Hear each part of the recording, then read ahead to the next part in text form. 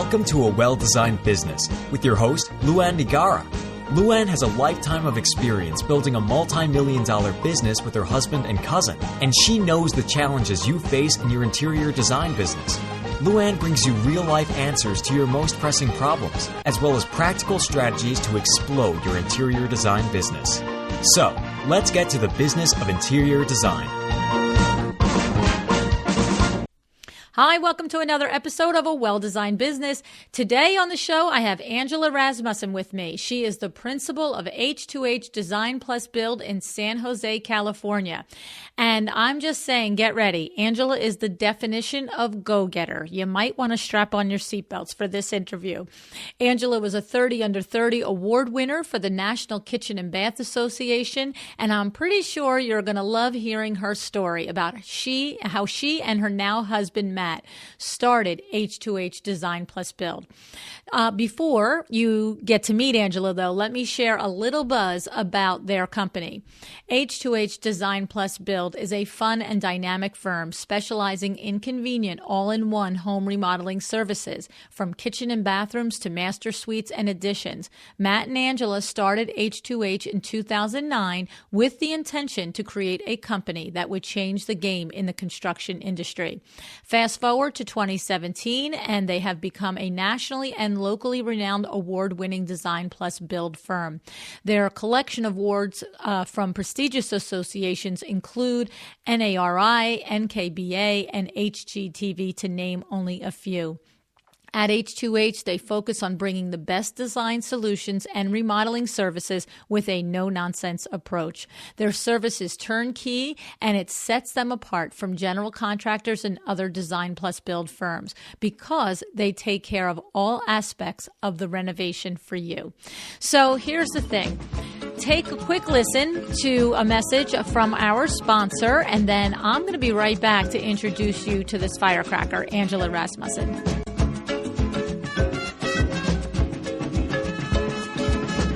I'd like to thank my sponsor, Cherish, and to let you know about this gem of a resource. Cherish, which can be found at www.chairish.com/trade, is the premier online marketplace where design pros just like you can go to source the best vintage decor and furniture. With more than 125,000 curated items for sale, Cherish makes it easy, fun, and fast for you to find stylish pieces at great deals to suit every client and every project. The items are ready to ship, hint, hint, which means no waiting. And Cherish offers a 2-day return policy. Here's some more good stuff. Cherish trade members enjoy special benefits, including cash back on every purchase, white glove delivery, and exclusive concierge service.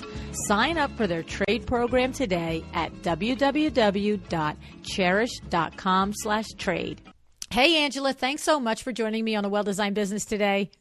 Good morning, LuAnn. Thank you so much for having me. This is quite the pleasure. Yes, so you have quite a firm on your hands out there in San Jose, California.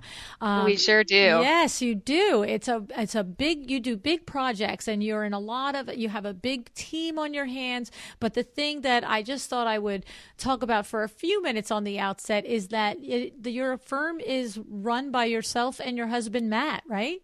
That's true. Yeah. So tell us a little bit about, you and Matt, a little bit. Everybody that listens to my show knows that we don't go down completely memory lane, but tell us a little bit about how you and Matt decided to open a firm together and grew it into this H2H Design Build that is today. Yeah, absolutely. Well, it really started with Matt and I dating. We used to work together in a completely different business. And then as we began to get to know each other, we were both very ambitious in life. And so one day while we were dating and driving down south, we decided, hey, well, let's go into business. Let's do something. And he had already been in construction for quite a few years. So I was like, well, I'll go to school for design. I'll get some business under my belt and let's do this. And so it was really just being ambitious and wanting to do something different, not wanting to go to work for the man, that is. That's it. Right. So, but at that point, you don't have a degree in interior design, and you actually go and get one consciously because it would be a nice fit with a person who is a construction specialist, or you actually were already like, I sort of like that field, was thinking about doing it, and this is the push to move over? Well, I've always been quite creative, but more importantly, I've always really wanted to be a business owner. I never really knew what kind of business it was going to be in. Back in the day, I was going to be a photographer, and I was going to be a fashion photographer, and then that kind of didn't really work out. And then, so something, it was going to be something creative for sure. But yeah, I had nothing under my belt for design, interior design, any of that. Went straight to school after our conversation, buzzed right through it. A+ student, dean's list, the whole nine, got really involved in my chapter, and just got in, got out, and started H2H literally while I was in school. Wow. Now, do you mind me asking how old you were when you guys were driving in that car and made this decision? Great question. 24 years old. Wow.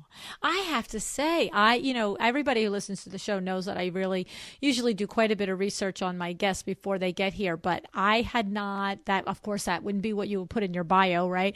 I didn't know that. And that is pretty remarkable because, my youngest is 28. So I know not only myself as a 24-year-old, but I know that stage recently, you know what I mean? And and to be that directed, and that's pretty significant that you have this idea. And I think that a lot of people might be in the car ride to the South, dreaming with their boyfriend about the future, but to be like, and that's it. Okay. Design school, sign me up. Let's go. Right. I know. When I look back, I think, what was I thinking? Like, that's just when you're 24 years old, like, how do you come up with these ideas? I don't know. But ambition, I guess, is really the key. Yes. And I have to say, I usually don't go down this road, but like, were you dating 3 years and you knew he was your person, or it was like you just knew that you could be business partners if the relationship didn't work out? I mean, you're not even married at this point. I know. You know what? I never really thought of that. We were dating. We fell in love. We were having a great time. I mean, stars and the moon and the rainbows and all that was happening. And we didn't really think about the negativity of what could happen. Right.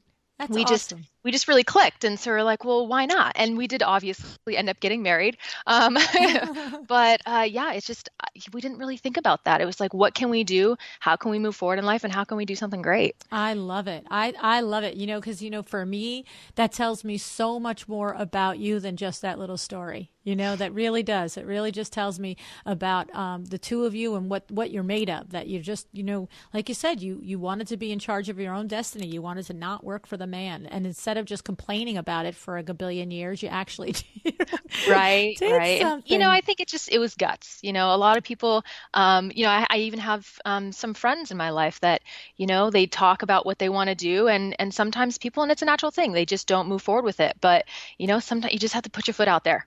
Good for you. Good for you guys. That's awesome. So now you guys have this business. You start it up, and it's the two of you. Do you run it in the beginning, the two of you? You're designing, he's building, or does it start right away with employees? Like, how does that work? Well, it's definitely challenging, and it's one foot in front of the other. So it's definitely Matt and I from day one. I would help him grout even after I designed the whole thing and got everything ready to go. I would go to work with him here and there, and I'd help him do various things and learn the trade of construction.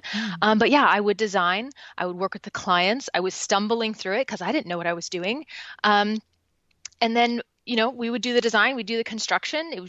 We didn't have any subs. Literally, Matt would do most of everything on his own with a little bit of my help. Yeah. And then that was it. We would just move on to the next. And it was based on referral. We didn't have any way to market or advertise or any of that sort of thing. And it was just building one job onto the next job. And so, of course, there was a little bit of help with, neighbors of his parents and just being in the community and knowing people. And so that's the thing, because that's what I'm thinking. Like, there's somebody out there that has a husband or a wife or a partner or a friend, and they're like, we could do this, this I love this idea. So the thing is, right, in the beginning, it was, realistically, it must have been, like you said, a friend or a neighbor. Can you do my bathroom? And so you didn't, launch a company that does these completely amazing, full house renovations and build up from ground up at the beginning. You did start with basically a remodeling contracting firm. Yeah, Yeah. exactly. And Okay. so not having a real true business, but of course we had the name and we had the license and we were working towards all the logistics and Mm-hmm. building a website, which the first website I did myself. When I think back and what it looked like, that was crazy. What was I thinking? Right. But it was just one job on top of the next.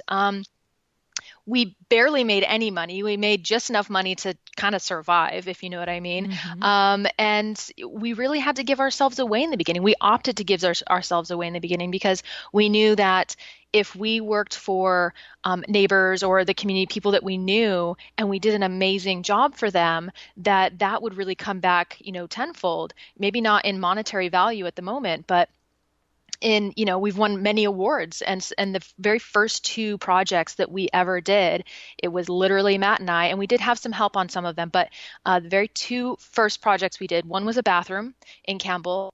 It was just a hall bathroom, a standard 5 by 10 in this case. The second was started off as a kitchen remodel and dining room remodel, and it ended up being the whole interior of the house.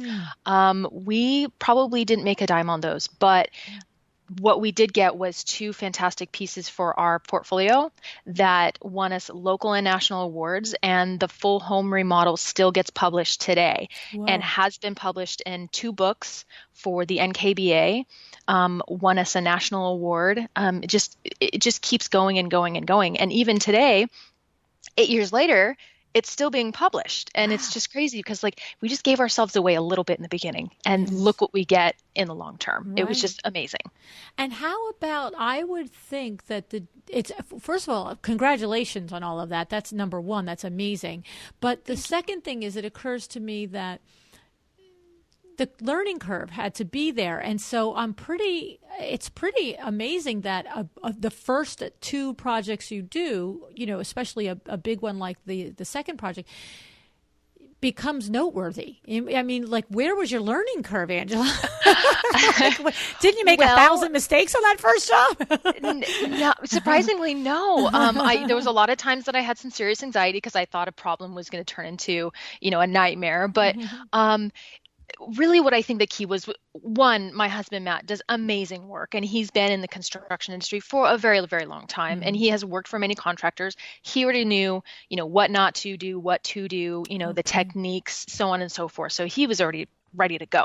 On my end, my key, I guess, was that from the moment I went to school and I started day one in color class, I knew I was going to be utilizing that into H2H. And so I took what I learned the moment I learned it and I implemented it and I used it. And where I feel like sometimes school can be kind of daunting is you go, 2 or 4 years through school and you're not using this information. You're trying to learn it and you forget about it. So how do you bring it back up later? You have to kind of relearn it and refresh yourself. So in this case, everything I was learning, I was already implementing. I was already building the processes and the systems and how I was going to do it and how I was going to work with clients individually. So it was just automatic.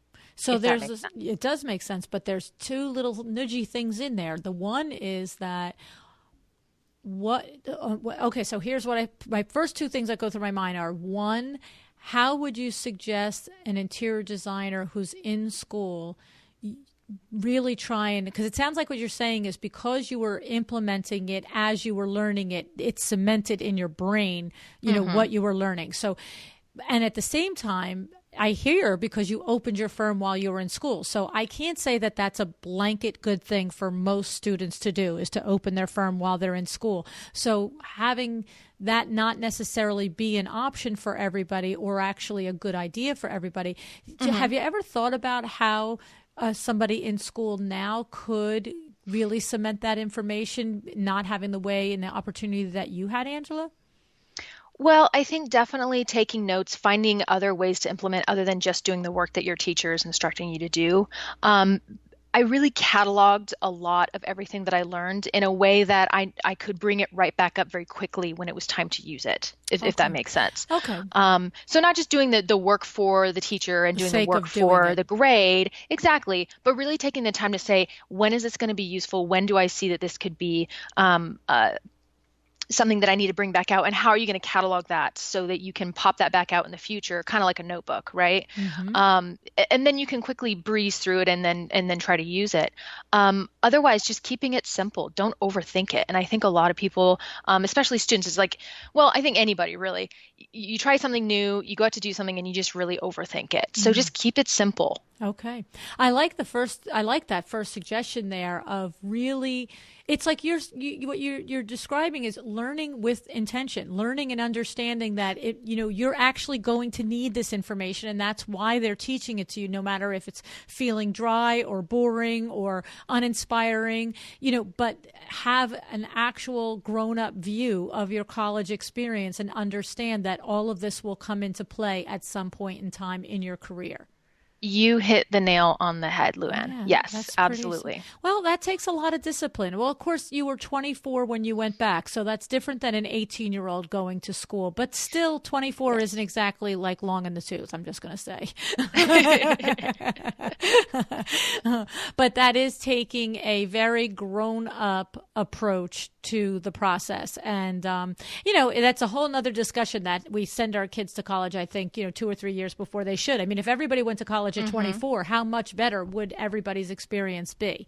You know what I mean? I agree with that. Absolutely. Yeah. So, but, on the other hand, I don't advocate parents keeping their kids in their house at 24 and then starting college. That would be horrible. Yes. There's definitely a balance that has to be found there. You talk about a mother turning on her children. Okay. All right. So that's that's all really cool because all of it surprised me. So I love that. Thank you for sharing all of that with us. I think it's a lot of actionable information in there. So, awesome, all right. Thank you. So now this company grows and now I can't even ask how does it grow because I know how it grows because you're amazing and you're smart and you're organized. Oh my gosh. Thank you like too much. It's like if it didn't grow, somebody would have had, their thumb on it and pushing it down because I can hear it that you just are actionable. So, all right, let's do it. So we have this company. It's the two of you. You're getting it all done. And when do you guys start to realize, we need some people here? Because you have a big team now. You have 9 people on your team. This is a big team. You have interior designers on staff. You have an office manager. You have a project manager. You have an accountant. You have an admin. You have a craftsman. So you don't have to go through completely, but from year 1 to what year do you have, say, 3-4 people on your team? How fast does it grow? Well, we've been in business 8 years. I think the first 2 years it was Matt and I. Probably beginning of 3, we decided that we needed some help. I specifically needed help in the office because I'm wearing a lot of different hats. Not only am I trying to build a business, but I also need to play the designer role and need to, play all these various different roles. How do we get more business? How do we close the job? On Matt's side, he can't do it all. He's just one man, right? So he needed to get some helpers. So I think year 3 was really when Matt started to focus on getting guys on his team in the field. And I started to I started with a designer, moved on to a project manager to help me kind of divide and conquer the hats, if you will. It was really, it can be challenging. It still is challenging, but it sure is a lot of fun.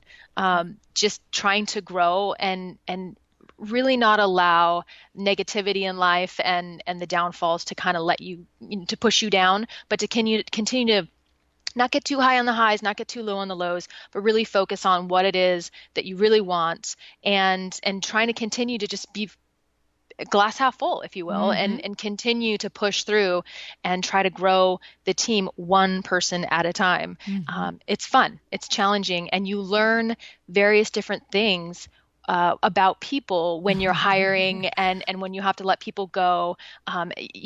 We've gone through a handful of people just in the firm in our young years, and it can be a challenge because now you have HR to deal with, right? And that's a whole nother hat that you have to try to wear. And how do you do things right and make sure that everybody's happy? And you know what I mean? There's just a lot of hats to wear in that when you get into that part of it. I agree. I was just interviewed on a podcast last week, Inspiring Greatness podcast. podcast, and she asked me what was that I feel was one of the biggest challenges in running a business. And I said, it is one of the biggest challenges is managing the communication and the relationships between all of the people that work for you and with your vendors and your clients, because you want everybody to be happy. You want everybody to feel heard. You want everybody to feel respected.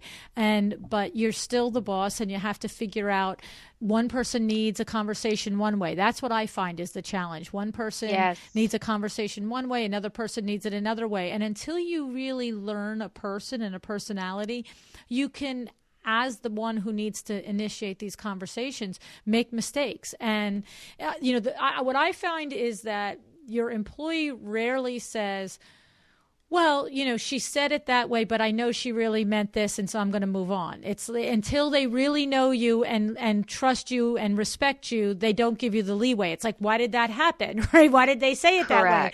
And it's you just, I have found that I learned that I take the responsibility of, instead of this is how I lead and this is what I say, I try and take the responsibility of how do you need to be led and how can I say it to you? Yes, absolutely. And then, but taking the time to learn that about people too. And that's just great leadership, right? But it's learning hard. how to communicate with, it is, and it's time consuming, but it's totally worth it at the end of the day, right? That's right. When you're learning how to lead properly and try to understand not what your own needs are, but what the needs are of your team, that's going to propel them, which is ultimately going to propel you in the business. 100%. So I agree with that. Yes. Yeah. And it's funny because I when I onboard a new employee, I usually, of course, we're talking about how I have to learn them and their personality and how to best work so that they're productive. But what I also do is I will share with each new employee the things that they can do to effectively impress each of us as partners. We have the three of us as partners. And I'll be like, this is the things that rocks my husband's world, and these are the things that will make him crazy. These are the ways to talk to Billy. These are the ways not to talk to Billy. If you would like Billy's cooperation in something, don't come at him this way. And if, for me, these are the things you could do. Because I feel like I know the learning curve I'm going to go to, but I give them a cheat sheet right away to how to make us happy and work within our time frame. I absolutely love that, LuAnn. Yeah. I'm probably going to have to steal that. Yeah, because you cheat sheet. Yeah, well, because as look, like we just said, every employee, every person out there has a thing that will move them faster, quicker to cooperation, and there's things that just push us the wrong way. It's just based on our personality. And, I know what my things are that will push me the wrong way and the things that will endear you to me. And I will look and say, wow, that was awesome. You did that. And so I tell them what they are. That's fantastic.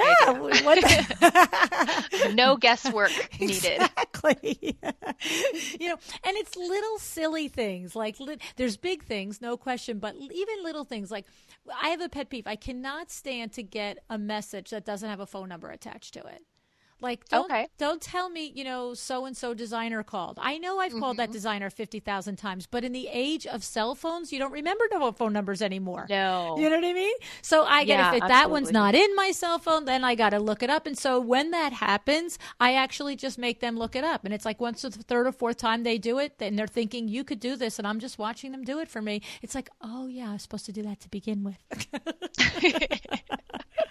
One of my biggest pet peeves is organization. Yes. I absolutely go bonkers when I find that I'm running to a meeting and either the address is not in my phone so I can hit the go button, or the bags weren't packed right, or just like this like full and absolute organization and preparedness is my pet peeve. Because when you go to a meeting or when you're trying to do something and you have to perform, if you will, the last thing you want is to be scrambling for something. Exactly. Yes. Yes. So that's something that you would, when you hire your assistant, say, here is one of the absolute non-negotiable priorities that you will need to do in order to be effective in this company. Yeah. Because literally when it happens, I go into panic mode. Exactly. I'm like, what's happening? I'm going to be late now, or I don't have that thing so I can, present properly. And so it can be challenging, but that is definitely my ticker right there. Yeah, no, it's the truth. And 90% of the time that assistant would have done all that for you, but really didn't get how mock level importance it was for you. And so they were like, I thought I put everything in there. It's like, no, you need to be sure you put everything in there, because this is my pet peeve. Yes. So that's awesome. So I like that. So, all righty. So now your company now is involved in turnkey process. So that's your sweet spot, right? Like you like to do everything. You like to design from the ground up, or just from the renovation, down and then back up again. Tell us a little bit about what your sweet spot, your ideal project is, Angela. Well, we've decided to really go into the full service design build. And by full service, I mean to the word full service. The reason being is because we like to be in control, I guess. We're getting that. Right. I'll just be honest. We like control. It makes the job a lot easier. But yes, we do from the very beginning stages when we meet with the client. Start a project, we're doing all the floor plans, we're doing the selection of all the materials down to the appliances, the tile, everything. Our clients don't need to go out to the shops. They don't need to run around town. We do all of that for them because we want to narrow in on 3 options that we can collaborate on as a team based on getting to know our clients. And then once we really narrow in on the design and all the details there, we start the planning phase, which is, getting, ordering all the products and materials, getting the city permits, and then starting the construction. So literally the whole thing we are in control of. We manage all the vendors, the suppliers, the subcontractors.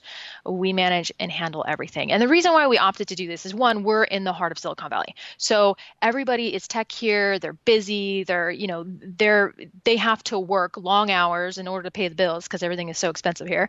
And we really wanted to focus in on the busy family, the busy, worker, someone who really, they're focused on what they're trying to do. And to do a remodel, if they try to do it themselves or even do some of it themselves, it's a full-time job, and it's learning something new. And why go through all the hassles of trying to learn something new, which, mistakes can happen if you're trying to do it on your own. And then that can be also costly and time consuming. We'll just take care of the whole thing. Right. Literally, our clients are only responsible for meeting with us at the design meetings to collaborate together as a team on the direction of their design and the details, writing checks, and clearing out the house so that we can do the construction. That's literally all they're responsible for. That's great. And when you say all the way to the end, do you then also do all the furnishings and the draperies, and do you do accessories and rugs and all of that, or it's just like the shell of the house and all of the permanent finishes?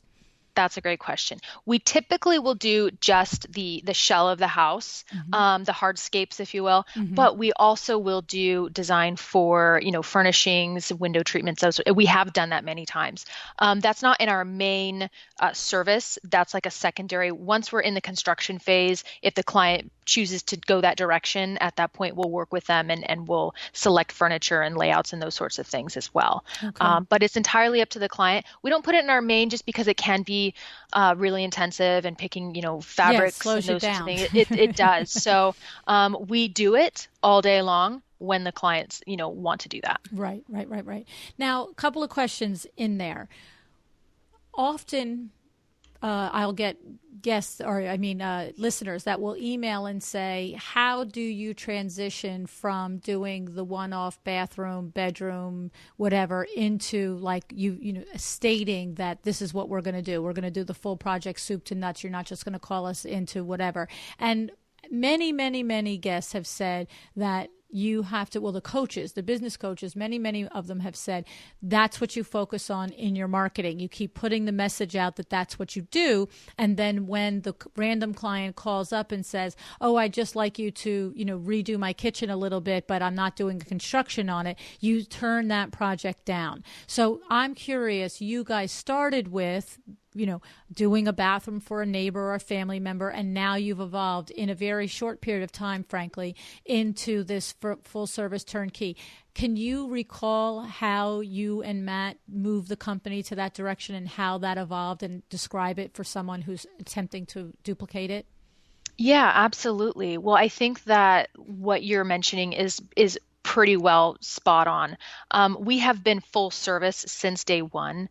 Again, maybe that's because I just like control. So even when we had our first couple of clients, I was ordering all the products and materials and getting them there. Okay. But when we went from like the small bathroom to, the kitchens, and then we did a lot of kitchens and bathrooms, we really got very good at that. Then we were like, well, we need to do more. We want to do bigger projects.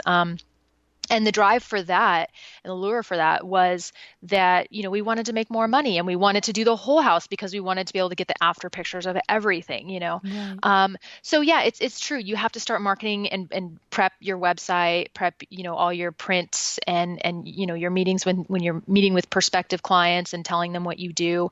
It really needs to be geared towards what you want to do, even if that's not what you're doing right now. Right. And so whether or not you turn down a small bathroom or a kitchen when you're trying to focus on the bigger picture of the whole house remodel or the additions, it's kind of a give and take and a balance that you have to find, because if you strictly just say, no, I'm not going to do the bathroom, or no, I'm not going to do the kitchen, I'm going to do these big remodels, but yet you have no clients to allow you to do them because maybe you haven't done one before. And so they're kind of asking questions like, can you show me something? You're like, well, I don't really have anything to show because I haven't done it yet. Those sorts of things. You have to manage and balance.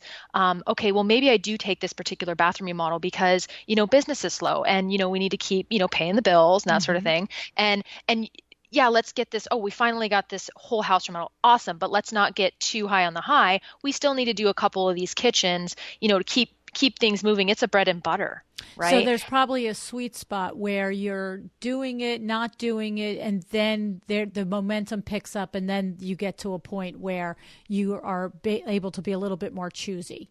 Exactly. Yeah. And it depends on the time. I mean, this is construction. It's not glamorous all the time. And, during the winter, it can get slow sometimes, or slower than the summer. So you have to really balance it out and kind of decide at the moment and at the time when the phone call comes for the bathroom or the kitchen, if it's necessary for the bottom line. And so sometimes you just take them, and you keep taking them until you know for sure that, hey, you know what, I'm starting to realize that we're getting a lot of phone calls for bigger budgets, whole home remodels, like additions, those sorts of things.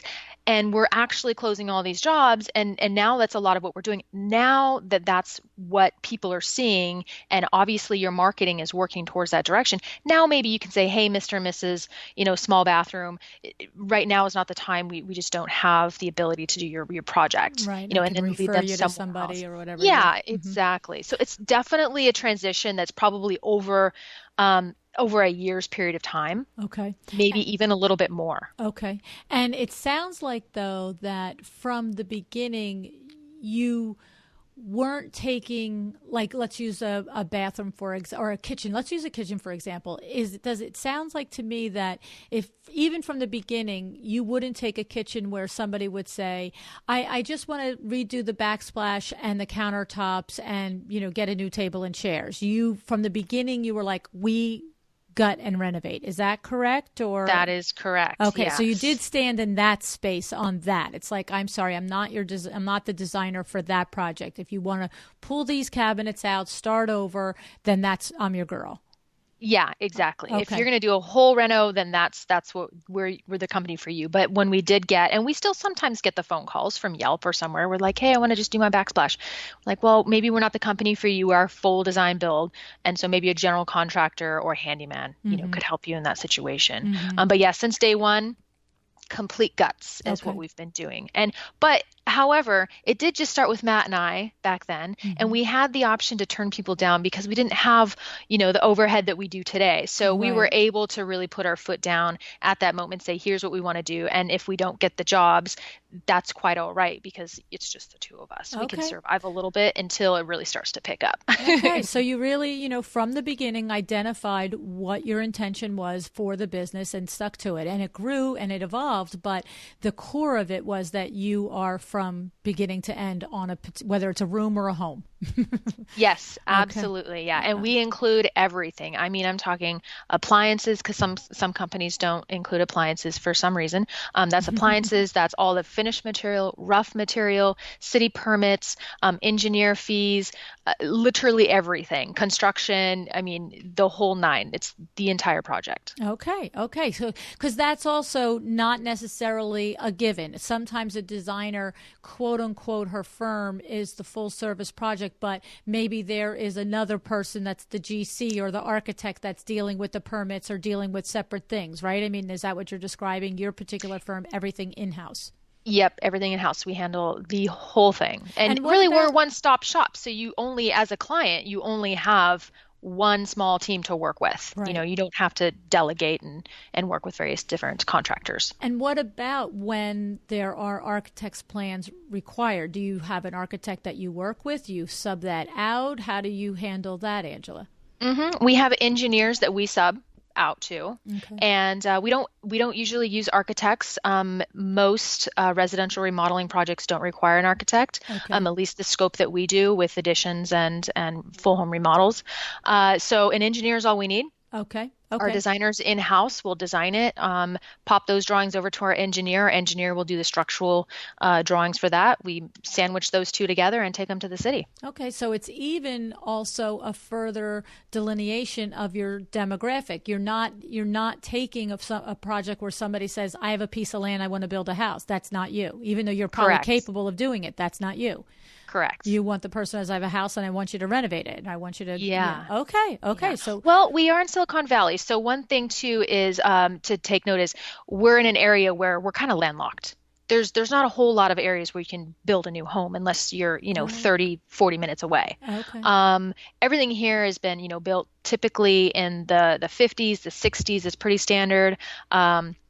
We have a bunch in the downtown kind of old locations where you have 1920s homes that definitely need a lot of work if they weren't well taken care of. And then you have a new era that was the 1990s. There's a lot of those. So there's like three different eras that we work with the homes and the ages of the homes that we have in our area. And so remodeling is a big thing here because unless you're going to buy $1 million house and then scrape it to build another one, which would be a $2 million house, then it really doesn't make sense. But it does make better sense to renovate it, just gut it, take it down to the studs and start over. Okay. I like that you have very intentionally identified two things about your demographic market is that you recognize the type of personalities and the type of families and the type of partnerships that are existing in your market, that they're high tech, high busy, high stress people. And they're people that are, if you say, I got this to them, they'll write you a check and move on. It's not an easy breezy, lazy town where everybody's like, well, I could oversee all the details. So you're really probably dealing with probably a lot of 2-income couples or whatever it may be, and everybody's busy. So you're actually, we often say on the podcast, find the pain point, find the problem that you have to solve, that you can solve for your client and make sure they know about it. So you're looking at them and saying, you're crazy busy and you guys are working 14-hour days. We got this. So that's awesome. You speak right to them. And then you identified what you just expressed, the other thing that, it's a landlocked area and you've got a house and it doesn't fit your high-tech lifestyle and we can make it that way for you. So pretty smart. I'm not surprised, by the way. Thank you.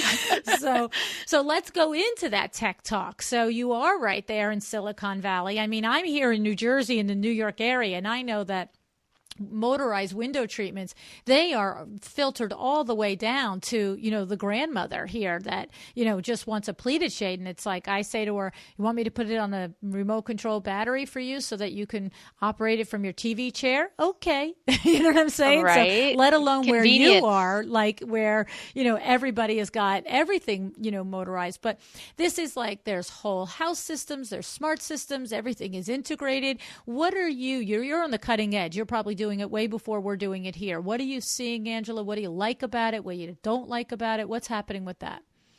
Well, there's a lot happening being here. We get to see a lot of the new stuff right away, right? Silicon Valley, high tech, whatever. So we're always very interested and intrigued to try out the new things. Home automation is very fun. A lot of people are doing it here. It's the hot new thing. Literally everybody's doing it. And I mean, home automation literally started years ago. I mean, it was back in the 90s, probably even before that. I don't know the history, so don't quote me on it. But it was integrated into the homes of people who could really afford it. Mm-hmm. Very expensive. And it was hardwired in at a level that if you needed to renew it, like you needed to get a whole new system, Right. from my understanding anyway. So the way that the new technology is coming out, it's a lot of it is plug and play. It's so much fun. Right. It's cost effective. You can buy it on Amazon. It's delivered to your door in 2 days. You take it out of the package, you plug it in, you hook it to your cell phone, and there you go. You can have fun with it. The best part about it though too is that you could really automate your whole house. So for the busy, working two-income family, household, they're at work, they forget to turn the heater off. Oh no, the bills get really crazy. You can turn that off from your cell phone, and it's very simple. Mm-hmm. There's things from Samsung, it's called Samsung Smart Things, go figure. And that's like a little hub, and you plug that into your home. It's very tiny. It's like a 4x4 little square. And literally you can control your lighting. You can control your thermostat through one app. You can control, your door. You can control literally everything in your house that operates. You can control that. So it's really nice because you can make sure things are turned off. They're smart also to the point where they learn about you. Say you come home, at 5 o'clock and you tend to turn the heater on, it's going to know, oh, maybe I should start just turning it on for you. You can program these things too. And then you leave at, 8 o'clock in the morning or 7 o'clock in the morning and you forgot to turn it off. Oh, I'll just turn it off for you. I mean, these things are they're intelligent. And why not? Why not integrate that in your home? And then when you need to replace it, it's very simple to do and it's very cost effective. So not to say that we want to replace these things right away, but there's always that question like, well, how long is it going to last? Is it going to have glitches? Those sorts of things. And yeah, we're working through all this new technology and some things do have glitches, but it's so much fun that you kind of get over it. Right. And they're always bettering these processes too. Well, that's what I find, even with the window treatments, there's been, 2 or 3 versions, even from a company like Hunter Douglas on their Power View. It's, it's Power Rise and it's Power View. And it's only in 3-4 years you get 2 or 3 versions of it. But the question that I have is, so, like, for instance, with window treatments, we can do all that. Matter of fact, it's called the hub and all of that stuff. And you can operate all your window, program it into your telephone and all that stuff. But that's all battery remote. Like those products are battery. They're not hardwired into the house. They're not plugged in. They're battery. So are you describing that your house doesn't have to be pre-wired for this, if you want a plug hidden, you have to pre-wire. I know that from window treatment. So it has to be addressed, even though you're talking about that it's easy and it's simple. And of course it is in comparison to the way it was 20 years ago, but it still is helpful and smart if it's addressed in construction phase, correct? Yes, okay. Absolutely. I just don't know people think they can come into a finished house and just, hey, she said it was simple, I'm going to Amazon. Right. Just plug it in. Yeah, exactly. No, you are correct, LuAnn. So there's different levels, right? You get the homeowner who maybe wants all integrated home. They want to do it all on one app, and that could be the Samsung Smart Things. They don't want to go to all these different apps to do different things for their home. That one would be hardwired into your home. Right. But the way it's hardwired is through Cat 5. It's universal. But you do have to do that in the rough construction phase. Right. And that's for an all automation type home. And then you get the homeowner that's like, hey, I just want to be able to see who's at my front door when they ring my doorbell, or I just want to be able to, control my Nest or my thermostat or, various different things. And so those are plug and play, right? Because they're just the units and they work through Wi-Fi. Right. And so that's what makes it easy. So you can get a light bulb that's Wi-Fi connected where you can control that one light bulb, or you can go through, Smart Things or another similar hub and use something called Z-Wave, who's through a lot of it's through Lutron as well. And you can get everything hardwired in your home. But if you need to change these things out, they're just small pieces. Right. It's not a big, huge machine that needs to be running in a separate room, So it's simplified. And through Cat 5 as well, like I said, it's very universal. So rather than using wiring that's only used for that particular system. Cat 5 is used for everything. So renewing it in the future is going to be a lot easier. Right. Well, I have to say, I think that it's nice that you do the whole thing in-house, because that is challenging for us out here that are not doing a whole project to get the communication rocking and rolling between the AV guy and the GC, and then you have us as the window treatment person, and there's other things with appliances and heated floors, and everybody has to talk to each other, and that gets challenging, honestly. It does. And really being in full control of the project allows us to convert that chaos into organized chaos. Not to say that it's always easy, but it allows us to be the one hub or the one team who asks all the questions and makes sure that all the wires are connected, if you will, between the communication of the vendors and the subcontractors and our in-house guys, and everything that's happening. It's like, well, making sure the whole picture is there before we move forward, because if you miss one thing, that could be catastrophic, right? And the communication is very important in that. So being in control of it and really just taking over for our clients, because they're busy. They've got better things to do. They have their own profession that they're good at. The DIYers, there's a lot of homeowners that want to DIY, and that's fantastic. That's fun when you have time to do that, and the passion to do that. But a lot of Silicon Valley homeowners, they just don't. Right. So that's where we come in. Yeah, it's awesome. And I have to tell you, that's like the last thing that I would ever suggest that a client do is be the DIY in the middle of all of that communication, because you and I do it every day, and we still know how difficult the conversation. I just had a project in Manhattan this past fall where, and I have to say, a lot of times it's the conversation is difficult because the different trades are very proprietary. Like, well, this is what I'm doing, and you're just like looking at them like, guys, can we just get along? You know what I'm saying? Absolutely. But I mean, this particular project in Manhattan, I remember right off the bat, the AV guy and the electrician were just so terrific. Just, oh, okay, you're the window person. Okay, let's what do we, this is what we have, and this and that. And they were so, I mean, it stood out so remarkably because it's so unusual, quite frankly. And it was such a pleasant experience. But what's interesting is, I'm there with my partner, Bill, who is my lead installer. I actually brought the vendor for the motorization components with me because they had, when they took over the apartment, there was an old Crestron system in the apartment that the whole house was wired to.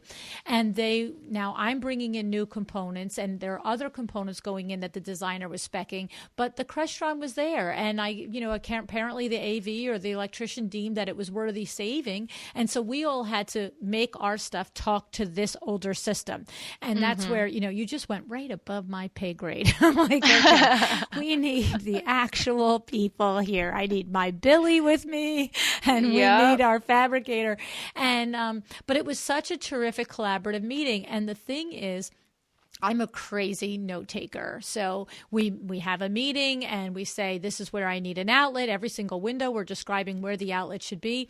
And I mean, I'm crazy because I know that these details get forgotten, and I write down the name of every person that's at the meeting. I write the date. I write down everything I said, everything they said. I draw a picture. I take a picture with my cell phone, everything else. We go back to install, 6 weeks later, and one of the outlets was not where it was supposed to be. And thankfully, like I said, this was a very congenial atmosphere. But even at that, the electrician was like, oh, no, I mean, that's where, you guys said it would be. And I was like, let me just get my little notes out here and my cell phone picture where we have the X marks the spot. You know what I'm saying? And he just went, oh. And I'm like, and it was great. But I have to tell you, that could have gone 16 other different ways, and none of them nice. And so it could have. Yes. It could have. And you have to have the proof, right? You're always trying to delegate the work to someone else, which is fantastic. But then you always have to have the proof. They said that they would do X, Y, and Z. Where's the proof? Because when things do come up, and they do, you have to be able to go back to that, Right. like you're saying, and say, here it is. Yes. Here's what our discussion is. So Exactly. now they know that it's their responsibility. Well, and that's the thing, that as the homeowner, do you think the homeowner is going to realize that they have to, mark down and take a picture and date everything and everything, in order to prove to an electrician 6 weeks later that that's not what he said when she said? Yeah. And then the homeowner's going to eat it. That's and right. And the homeowner's going to eat a lot of things, because DIY, though it's fun, I mean, you wouldn't be your own dentist, right? You're exactly right. Leave it to the professional. Like, if you're a homeowner who wants to do fun things, work with your designer, and your designer will allow you to do things so you can feel good about being creative. But if you're not working with a professional, you are going to not only spend more money because of the mistakes that you're making along the way, because it is probably your first time, but also it's going to take twice as long. So it's going to be cheaper in the long run, and safer for you, mentally, if you just hire the professional day one, let them do it, pay them to do it, and then in one and done, right? Right. They get in, they do their thing, they get out, you have your home back. Right. And you don't have to worry about the problems along the way, because that person's going to be your advocate to make sure that they're taking the notes, that the subcontractor does what he said he was going to do, and that when problems do arise, that designer or that design build firm or whomever it is, the professional, is going to be able to come up with solutions to problems before they become problems, so that now you're collaborating and making sure you do things right. And,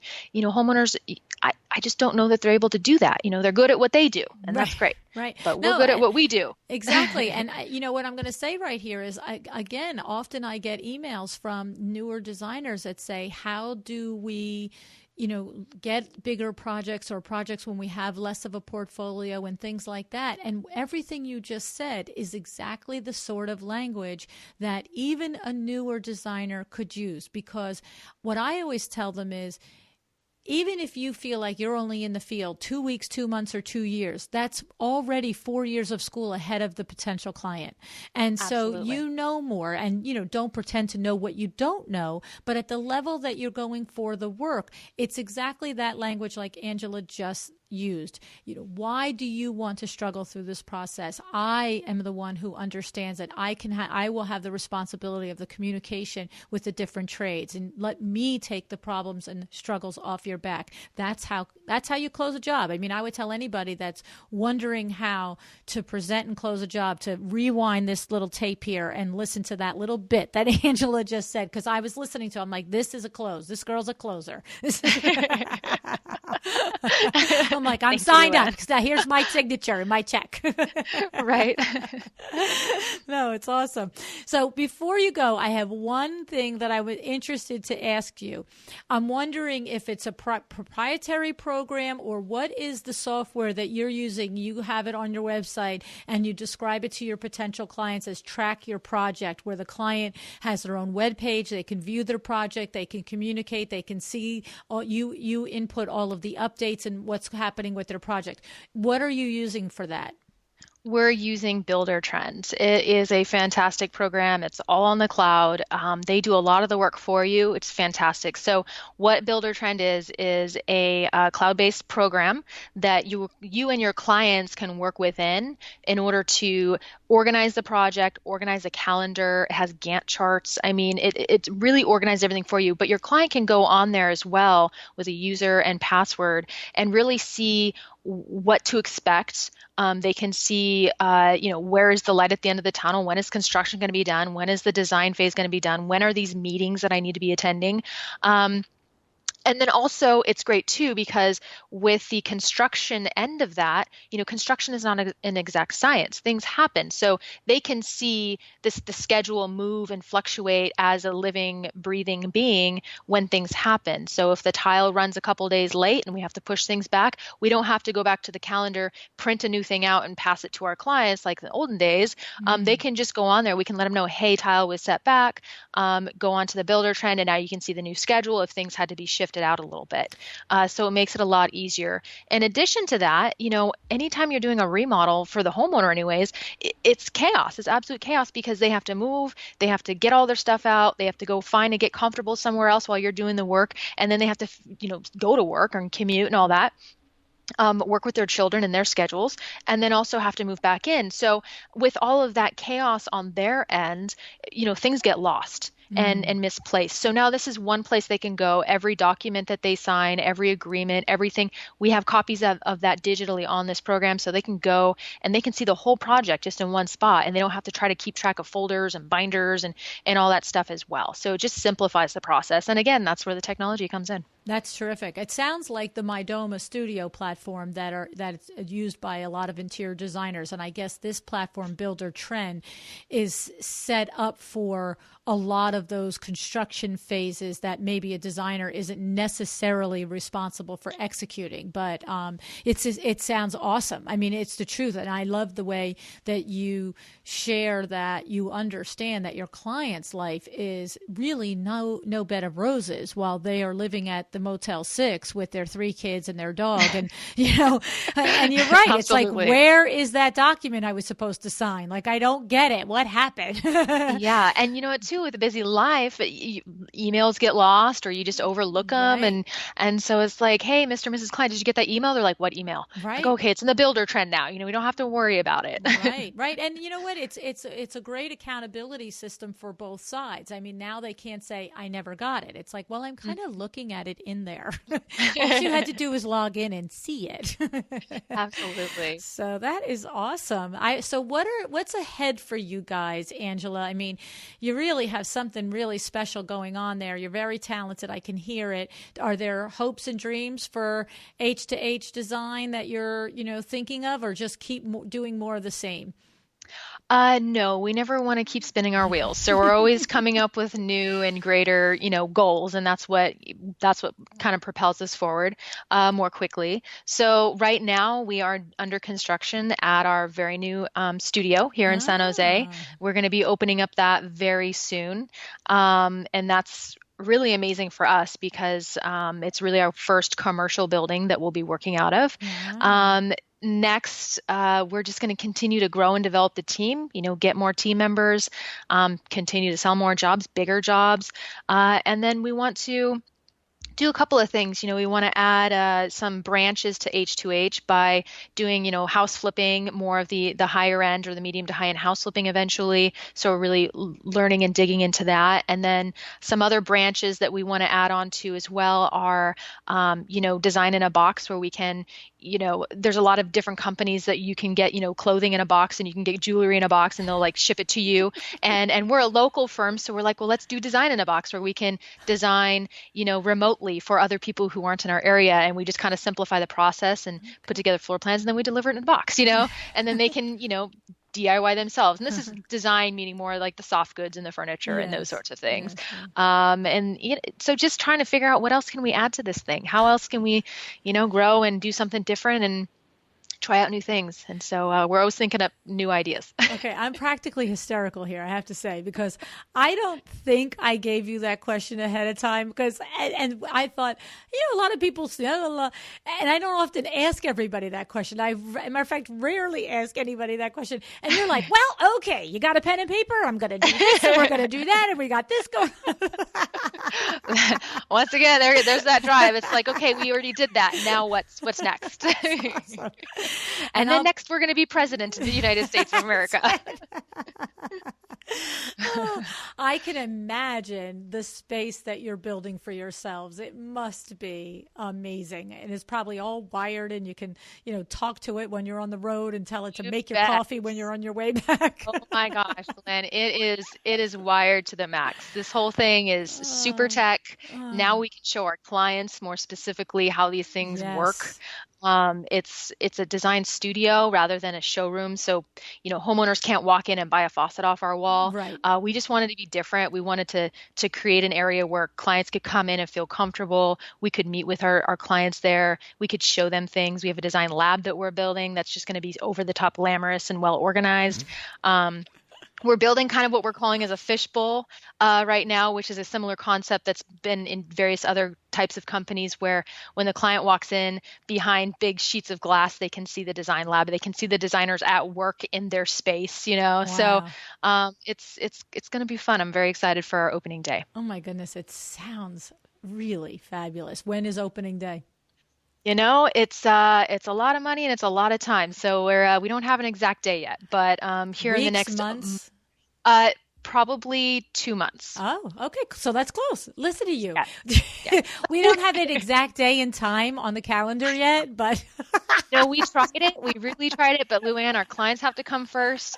And when you're using your own dollar, sometimes you're like, well, that's just got to wait. No, but it's funny because I'm thinking when I asked you and you sort of, oh, we don't have a date. I'm thinking, oh, wait, maybe they didn't break ground yet. Maybe it's 8 months or a year away. You're like, well, we don't have an exact date. 2 months. Oh, okay.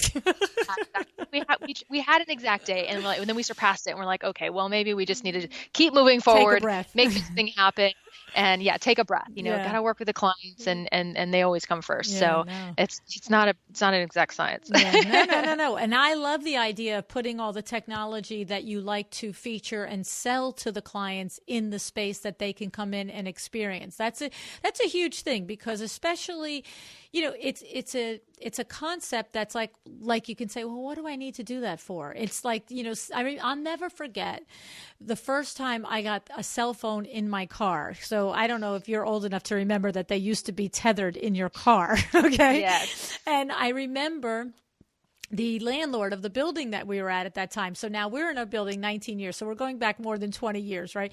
And he sees me drive up one day and he's like, blah, blah, blah. He goes, I was trying to reach you, yada, yada. And I was like, all right. And he's like, don't you have a cell phone in your car? Don't you have a phone in your car? It wasn't even called a cell phone, I don't even think. And I was like, no, I don't have a phone in my car. He's like, how do you do business without a phone in your car? And I looked at him and I was like, are you kidding me? Like, how do I do business? I have a business. I get out of the car, I go in, I pick up the phone and I call. He goes, you're ridiculous. And I remember it took us about maybe 3 or 4 months after that to get that phone that was mounted in the car. And then it was like, oh my God, how did we ever do business without this thing? Well, and that's how technology is, especially, well, I mean, all over the US, of course, but I think more specifically in the Silicon Valley because we're introduced to it right away. Right away. You're cutting edge. Exactly. We're all testing these things out. So, we're just hooked. We're absolutely hooked. And everybody wants to be a part of it. I mean, even baby boomers are just like in it. My mother-in-law just absolutely loves technology. And every time she sees some of our tech things, she's like, Matt, Angie, how do I do that on my phone? How do I do it? And we're like, oh, it's just that simple little thing. Like, well, can you do it for me? Can you set it up so I can do that? Right. And she just gets so excited. I love it because, everybody of all ages can really get into this because it is so simplified too. It's not complex. Right. It's simple.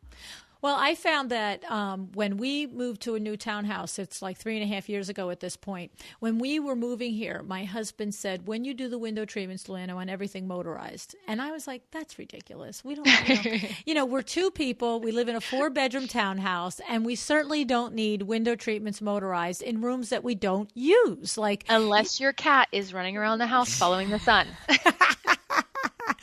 But the thing was funny was, every relationship has their dynamic. And when one person says something in a relationship and it's like a non-negotiable.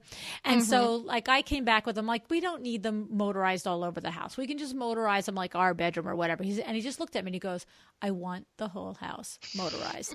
And I know that voice. I know that tone. It's sweet. It's loving. It's not mean, but it's different. It's just, stop talking to me about this. This is happening for me right now. Exactly. And I remember thinking, this is insane. And then what happened was, what happened for me was once I motorized everything at his request, and of course I had all different window treatments in different spaces, and it required all different combinations of different types of motorization.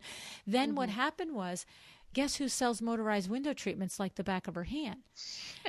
Because now You're fully versed. Well, I went through the learning curve, like one-on-one with the contractor and where we put the plug and all that crap. But the other thing is that I literally, with complete conviction, now say to baby boomers, like that's what made me think of this conversation, to baby boomers, I know you think it's crazy to motorize the window treatments in your master bedroom, but the second you open your eyes and you push a button and your shades open and your feet haven't hit the floor yet, you're going to remember this and you're going to say, oh, thanks, LuAnn, for talking me into this. And I said, and the second you want to leave that room and instead of walking around and putting down 15 shades, you hit a button and you're out the front door and the shades are still moving down, you're going to say thank you. And so now it's easy. You can sell with conviction because you use it yourself. And now that you use it, even though you thought it was a ridiculous idea, you're hooked. Exactly. And so that's why I love that your whole new space is going to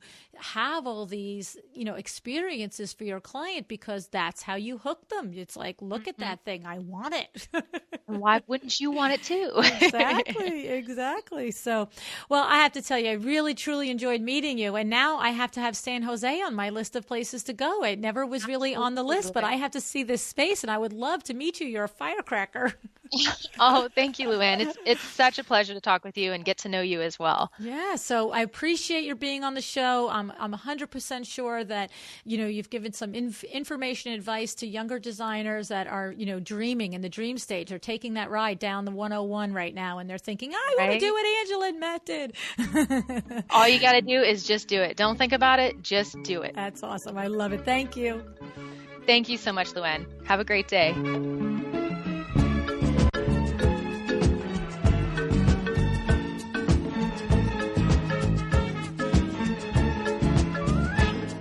My great thanks to the featured sponsor of our podcast, Cravat Inc. Of all the terrific things about Cravat, do you know about CuratedCravat.com? I know you've heard me tell you all about it for this last year and a half, but have you taken a minute to really go and look and check out CuratedCravat.com yet? You have to see this collection of the most unique, high-quality finished products for the home. The collection includes furniture, lighting, bedding, rugs, accessories, and more.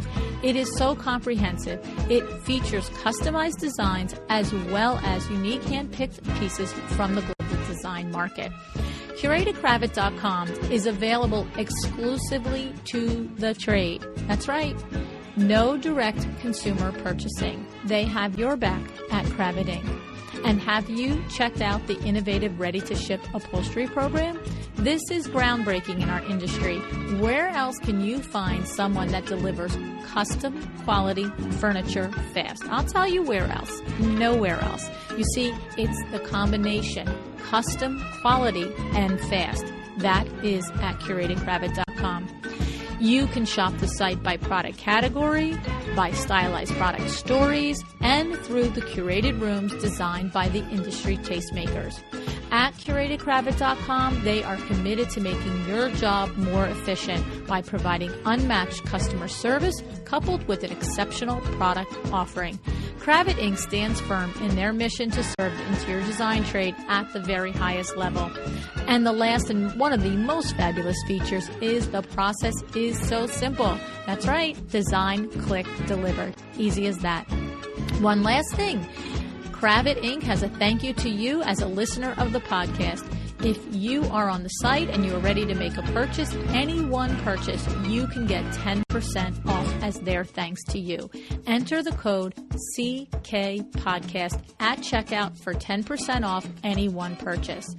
Well, I do thank them very much, and I really do hope that you will take a moment to see how CuratedCravat.com can help you run your business more efficiently.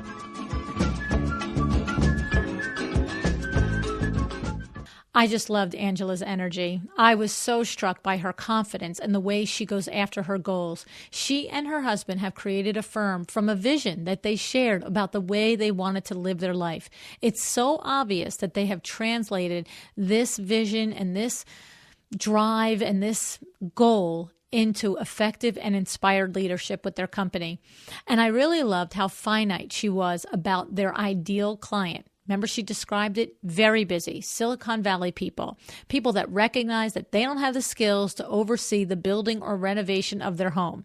And then, as importantly, she uses the language to describe what they do for this target demographic exactly so that it appeals directly to that ideal client.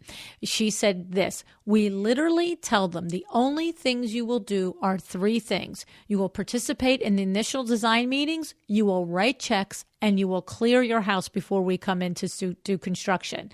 What do you think? You think if you're a busy person, you think to yourself, heck yeah, this is going to be awesome? I can tell you, I'm a busy person. And if anybody came in and approached me like that, I'd be like, where do I sign? You're going to take care of everything. I only have to do these 3 things. I'm on board. Here's my money. So I think that's pretty fabulous. I do have to just take a second to mention how Angela described the software that they use. She did say that it was specific to construction and more for full-on construction projects, but it sounded very similar to My Doma Studio. I just got to say, the things that sounded similar about it are the communication tools. And I have to tell you, if you missed Power Talk Friday just a week or so ago, Sarah Daniele, the CEO of My Doma, was just back to tell us about some of the new features that My Doma has added that relate to exactly what Angela was telling us. She was explaining that how much more smoothly the projects go because they have the ability to have all of the communication with her entire team, which includes her own in-house team, their clients, and their vendor team all in one place. She used the example that if tile was going to be late delivered to a project, well, then that might be putting back, another trade, but it all gets entered into the project. And so the client can go in at, 2:00 in the afternoon or 2:00 in the morning and see, oh, tile was delayed and boom, boom, boom, boom, boom, down the line, these things are delayed. There's no wondering, there's no 20 phone calls, and there's no I didn't know about this. So I just have to say, I think it's really awesome that Angela's company is so organized to that level. And I just want to mention, I'm pretty sure you could probably take care of that for yourself in your interior design firm with My Doma. All righty. So a reminder, if you want to be on our mailing list for show information, for events, for all of that, just please take your phone out and text this number, 444-999, and then in the field, enter Design Biz, DESIGNBIZ. So I'm just going to ask you a big, huge favor. If you are enjoying the show, would you share it with a designer friend? You can email and share episodes right to Facebook from the podcast app on your phone. You can tag them in a post on Instagram and tell them about the podcast, but I'd really love it if you would help me spread the word. And also, one more favor, wondering if you could just give a shout out to our sponsors once in a while. I had an email from Ashley Dentino today who specifically said to me that she was at the D&D building and she went up to the showroom manager there, Mr. Potos, and said to him, I want you to know that I love the podcast and I love that you guys sponsor it and help make it possible, and that I have personally specified curated Cravat products because of the podcast. So, and I just love that, Ashley. And it's exactly what I'm asking for you guys to do, is to just let the sponsors know that you appreciate what they do in order so that I can do what I do. All right. So don't forget, we've got curatedcravat.com, we have Cherish, we have Kate the Socialite, and we have My Doma Studio. And every one of these companies in their way is helping me to bring this podcast to you. So I truly thank them, and I thank you very much if you would share it with a friend and share your thanks with the sponsors. All righty. Thank you so much for tuning in today. I hope you enjoyed the show. Have an excellent day.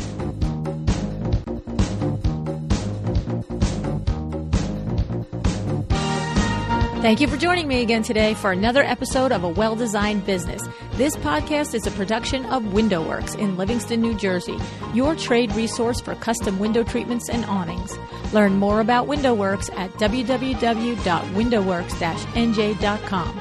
All of our music is original music by Room 2 Productions. Please contact us if you want to learn more about original music for your business or your events.